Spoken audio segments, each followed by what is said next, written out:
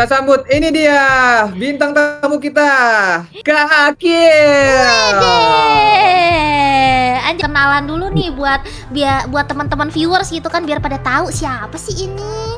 Oke, jadi aku Akil atau admin Yami atau Akil Waterson atau Dewa Anime. Aku adalah karyawan, aku adalah sahabat Clean Sound. Nih.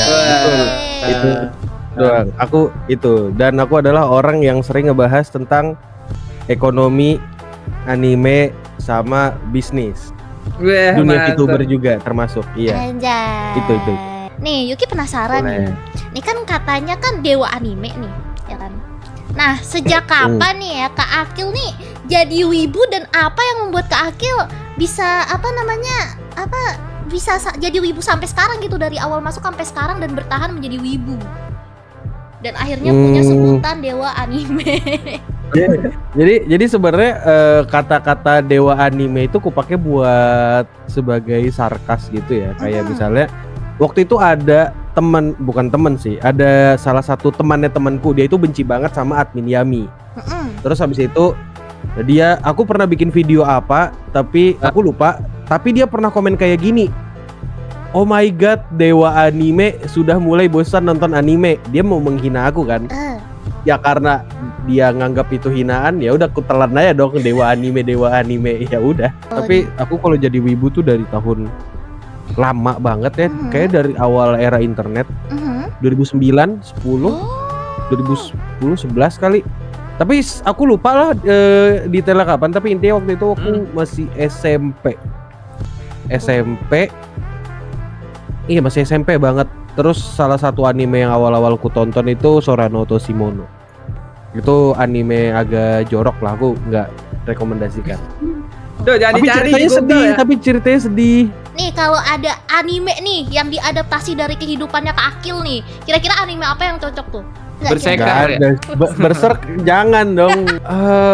Nggak ada sih, aku ngerasa hidupku tuh terlalu flat gitu loh. Tapi kalau misalnya boleh milih, aku tuh bakal lebih suka Konosuba. Nah, aku suka Konosuba tuh gara-gara mereka itu tolol.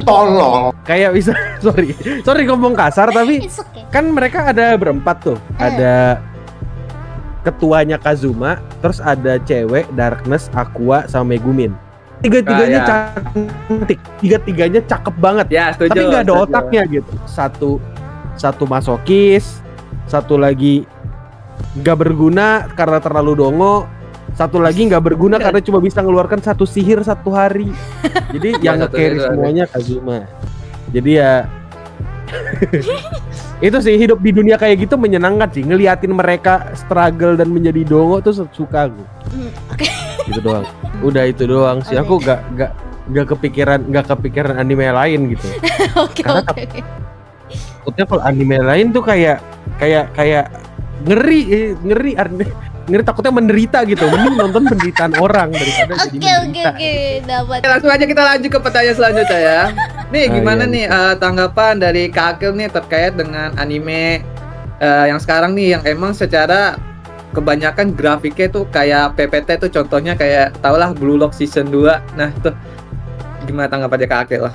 Sebenarnya Blue Lock Season 2 tuh adalah bentuk dari kegagalan animasi. Dan baru-baru ini di bulan April ini ada satu anime lagi yang namanya Tebate, The Beginning After the End. Itu jelek banget, men. Sumpah, bener.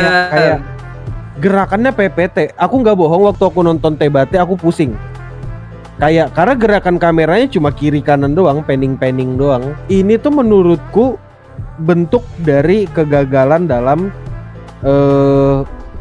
kegagalan dari komite produksi atau investor untuk menentukan waktu dan menentukan siapa aja kira-kira talent yang bisa dipakai untuk bikin animasinya gitu. Kita tahu kalau misalnya bikin anime itu mahal gitu kan.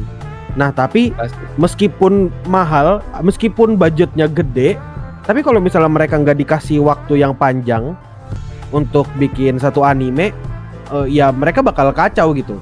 Kita tahu kalau misalnya bikin anime itu mahal gitu kan. Nah, tapi meskipun mahal, meskipun budgetnya gede, tapi kalau misalnya mereka nggak dikasih waktu yang panjang untuk bikin satu anime, ya mereka bakal kacau gitu. Nah, sekarang kita pindah nih ya pembahasan tentang VTuber, anjay. Nah,